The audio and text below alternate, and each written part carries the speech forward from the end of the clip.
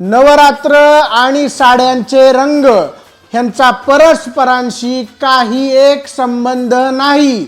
हा सगळा व्यावसायिक फंडा आहे।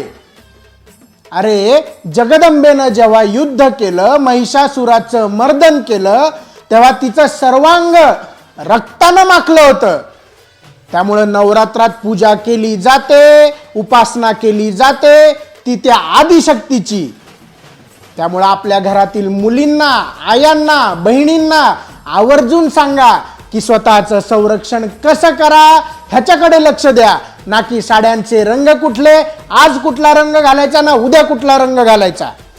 आपल्या धर्माच्या विरोधात जे काही षडयंत्र चालू आहे त्याच्यावर आपल्या घरातूनच कसा आवर घालता येईल, आळा घालता येईल, विरोध करता येईल ह्याच्याकडे जरा लक्ष द्या।